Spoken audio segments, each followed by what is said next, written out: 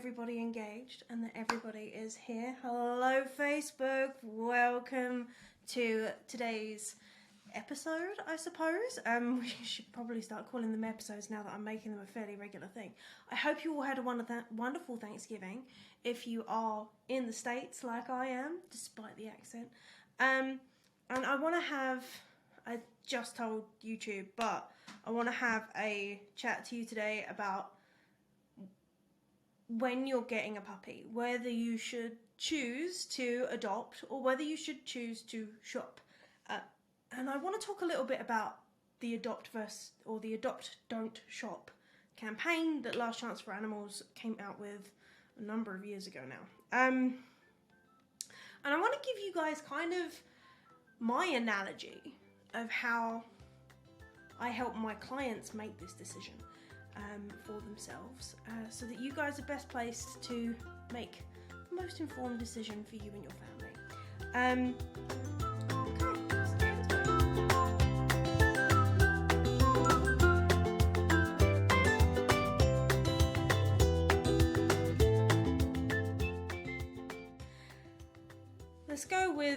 Let's start with a quick introduction. I know I've got a few more followers recently, so I want to just sort of reintroduce myself to make sure that you know who I am and what I'm trying to do. So I'm Ellie Smith. I am a professional dog trainer. I've elected to specialise in puppies and particularly puppy development because it's a whirlwind. Let me tell you, I've helped in the lives of over 1,300 dogs and their families at this stage in my career. I've won 4 awards to date with Remarkable. Remarkable itself is actually only 7 months old, so I'm really proud of that. We've also been named the world's top pet blog, which apparently is a bit of a mouthful. And I've been in all sorts of things from, by things I mean press, from Unilad to the Dodo to Bloomberg. That one still shocks me. And yeah, I just want to, I wanted to take that couple of minutes to just tell you who I am. And thank you very much for watching, following, subscribing. And if you haven't already, go do that, because every person that we can sort of spread a little bit more information to is great. And share it with your friends too. That'd be lovely. Thank you very much.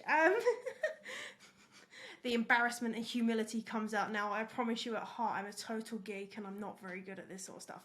But I'm trying, because you guys deserve all this information that's locked in here and in hundreds of other trainers' heads. And you guys deserve all the very best information to get all of this right for you and your family, right? So that's why I'm here. That's a huge chunk of my purpose. And like, the reason I elected to focus on puppies, even though I've got to say, like, reactivity is probably the closest thing to my heart, because I've gone through it with Indy and I've helped loads of puppy parents through it, or dog parents through it, less puppies, luckily. But puppies is that first step. This is our opportunity to get it right. Okay, this is how we avoid reactivity. This is how we avoid separation anxiety. This is how we optimize our lives together with our dogs. And if we can do that from the ground up, that's the best way I can figure of helping you guys to have the best lives with your dog.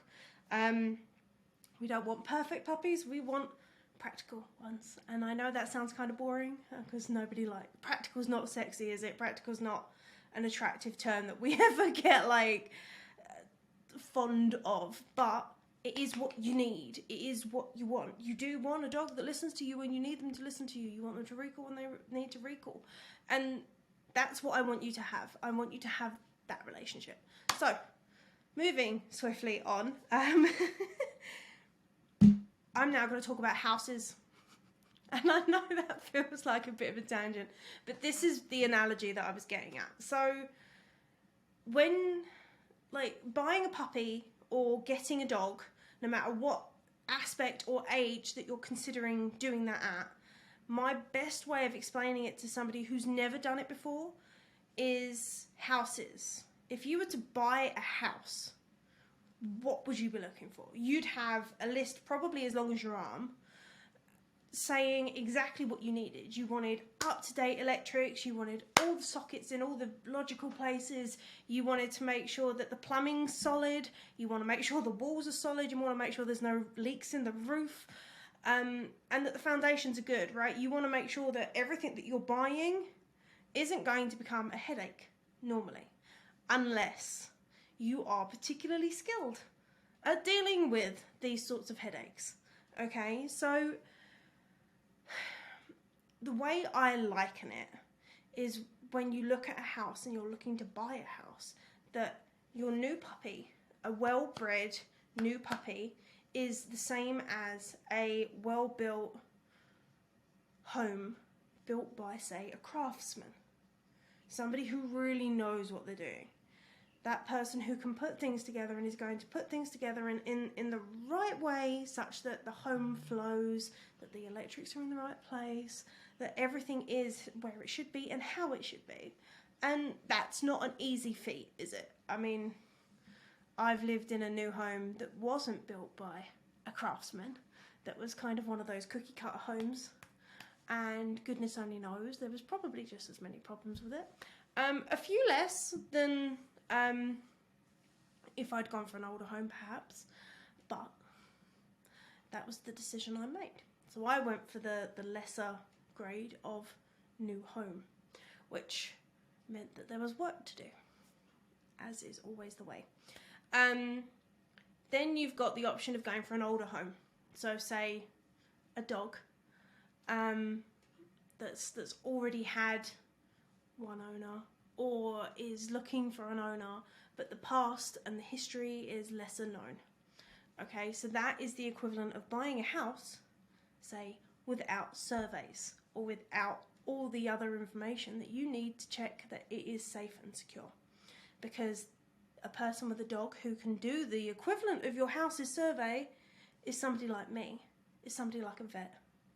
Because most people don't come with the skill set to see potential problems. Okay, and that's not a criticism on any of my audience, because I know that you guys are trying your very, very hardest. It's just one of those things that unless you can read the nuances of dog body language, unless you can spend time with the dog and understand a little bit about what's going on behind the eyes, what's going on in their little head, that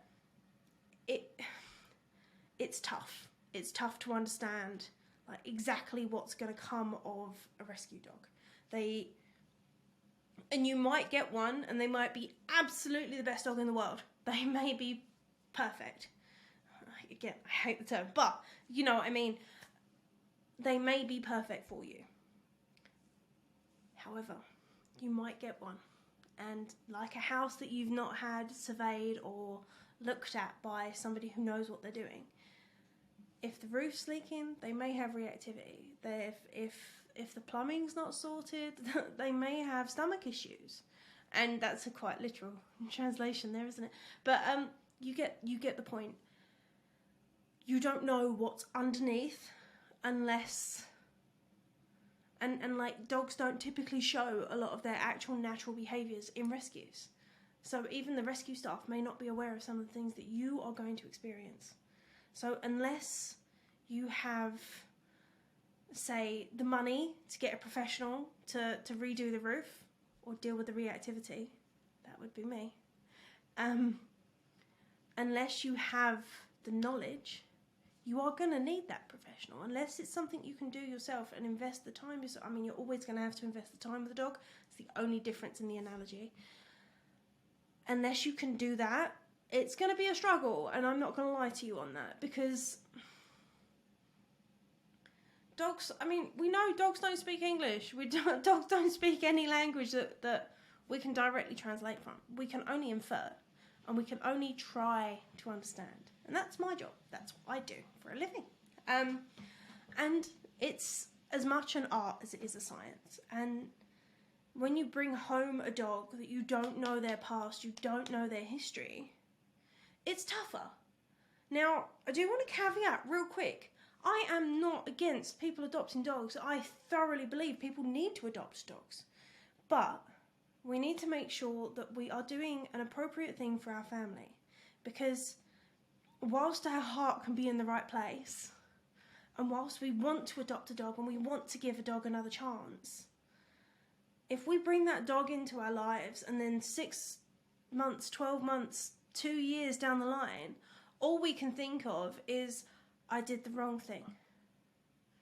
Or you've gotten into a predicament that you can't get out of because the dog is now, you know, Fido's been in your home for 2 years, but he's just bitten your neighbour.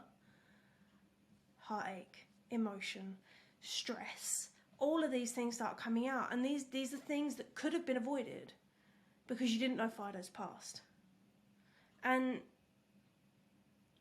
again, this is not to say that you shouldn't adopt. This is to say you need to go into adoption with your eyes open, okay? Because they can be problematic, and unless you can afford to fix these things or have the knowledge to fix these things, it may not be the best choice for you. I mean, sure, the odd house, like houses where the odd old house that is wonderful from foundation to roof comes up on the market, they don't come up that often.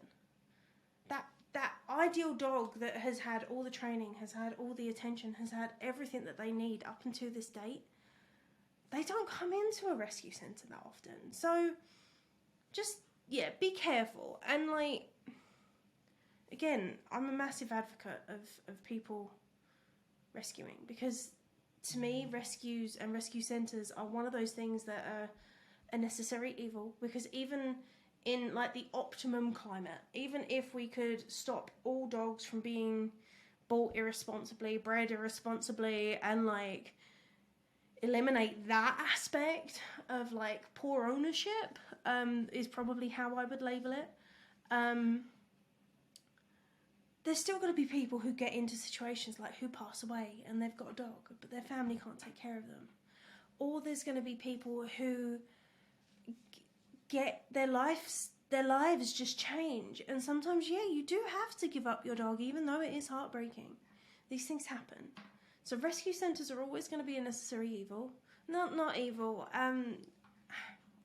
but like they're going to be a necessary thing in the dog world. I say evil because nobody wants to see a dog in rescue. Essentially, I don't mean that rescues are a bad thing, as I keep saying.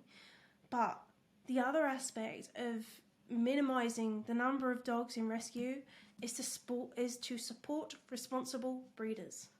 If we support them and we promote them to our friends, to our family, to everybody who asks, we are going to focus the money, as crude as that is, into the responsible areas of the industry. In the UK, there is now actually a breeder's qualification that means that your breeder can be certified, essentially, to say that they are doing everything that they can to make sure that their litters are going to become phenomenal dogs. And there should be no shame about supporting a responsible breeder. And I say this because I have genuinely experienced, I mean, somebody in my local Facebook group for Frederick turned around and was like, I'm looking to get a responsibly bred X breed. Does anyone have any recommendations? And I was shocked and rather disappointed to see that said person got probably 90% of the responses were this humane society, this rescue, this charity or foundation or whatever it is. And it felt a lot like bullying, essentially, because she had already taken the time to consider what was best for her and her family. And she decided that a puppy was the way forward, and then got a load of comments saying, you know, adopt, don't shop, and things like that. And it's very much a shame, you know, because we do need responsible breeders. We do need that aspect, because the better our dogs are bred, the longer they'll live, the easier they will be to train, the less behavioural issues they have, and the less veterinary issues they're going to have. And that's not a promise, that's not a guarantee, because things happen. And, you know, the world and the environment happens. But a well-bred puppy is going to be a more solid dog. They're going to have a more solid foundation for you to build upon. And that's why they are, like, what I would call the turnkey new home by a craftsman. Because the craftsman is the breeder. The new home is a blank canvas. I mean, you can't change where it is. You can't change, I mean, you could change like the inner structure, but you know what I mean. The house is going to have the footprint that it has, and it is what it is, and it is where it is. But anything within that, you can change. Okay? Because puppies are nature and nurture. Okay? So there is no such thing as a blank canvas when it comes to puppies. They all have a history. They all have something going on within their DNA that actually will change and adapt and bring in memories and influences from their parents. So if, for example, your dog's mother was absolutely terrified of fireworks. If you do need help with fireworks, I do have a video on that, so just message me and I can forward you the link. If they had a massive fear of fireworks, that can and probably will transfer from her to her litter. And it will from the father too. So temperament is huge. Okay, so what breeders do is as much an art as it is a science, the same as what I do. It takes time, it takes precision, and it takes knowledge and care. So if you find a good breeder, support them. If you find a bad breeder, don't support them.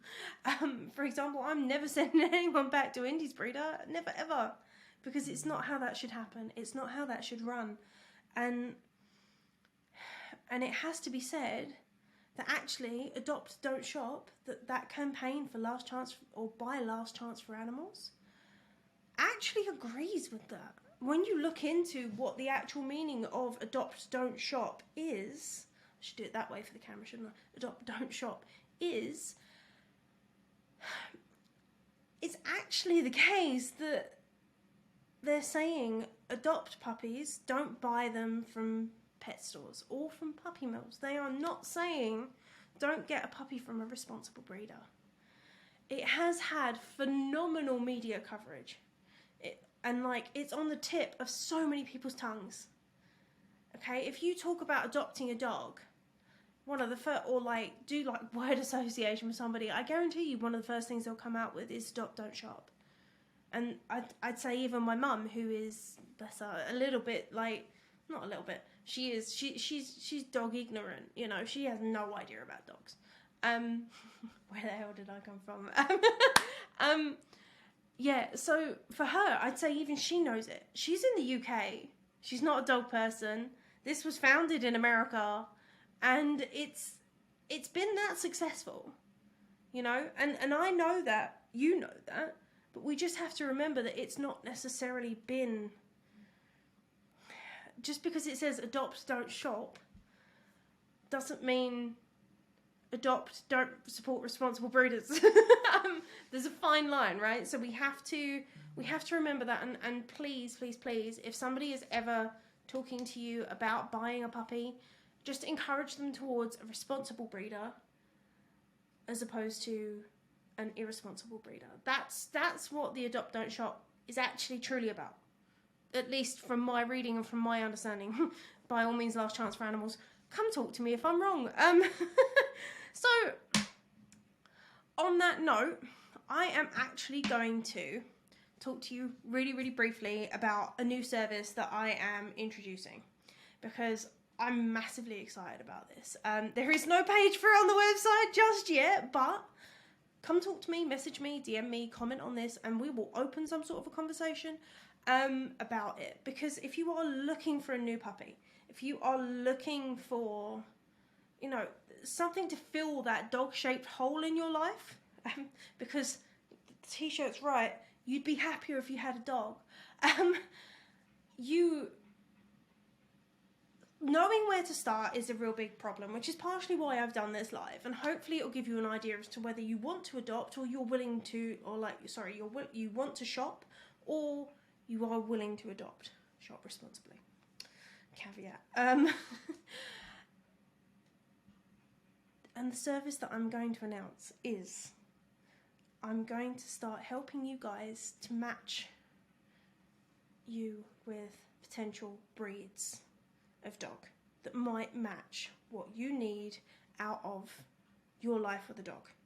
Okay, because from my experience and from what I can see, a lot of the friction with new puppy parents and with dog ownership in the long term comes from the fact that people tend to not consider what their dogs need, what the breed of dog is known for, what they will be like in their home.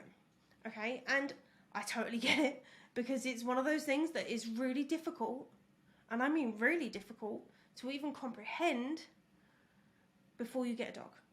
Because you look at a dog and you go, I like Australian Shepherds, I like Belgian Malinois, I like Coonhounds. But owning those dogs is very different to A, what you're going to see on social media, promise you, or B, what you read online. Even if you go into the Facebook groups like that are breed specific and go, hey, can you tell me about the Pekingese? They're gonna tell you stuff, and not all of it's gonna be appropriate. So what I'm trying to do is or how it will work is that you and I will go through a conversation, a real quick conversation about what you would like from your dog, what breeds you do like, what breeds you don't like, what grooming requirements, barking requirements, all sorts of other things. And I will take all that information, I will walk away, and I will present you with a small breed portfolio of 5 or 6 dogs that I think would suit your lifestyle, your family, your home, the way you live, and what you want from a dog. Okay? Because this way, we can set you up on the right track for the right dog. Okay? Because, for example, I mean, I speak a lot about my coonhounds, and they were one of the breeds that I mentioned there. Would I ever buy a coonhound again? No. Why? Because they don't actually suit the person that I am. They don't actually suit the person that my husband is. My husband bought the 2 coonhound puppies home a number of years ago before we were together, and they're wonderfully cuddly, and they're wonderful dogs, but they come with a massive price tag, and that price tag is howling. They can't really go off lead. They have such an enormous prey drive. And don't get me wrong, this is all stuff I'm working on. This is all stuff that we are constantly training on. But would I go for one again? Even though I would now go in with the knowledge that I have about coonhounds that I've miraculously gained over the last however long it's been since I've been here, I wouldn't pick them again. And to say that, I say that with all the love in the world, because I love my girls, but they're not an appropriate breed for me. They're not an appropriate breed for the way I live. Okay? And it's very easily overlooked. And my husband would say the same, so please don't think that I'm bad-mouthing my husband's dogs because I love them to bits. But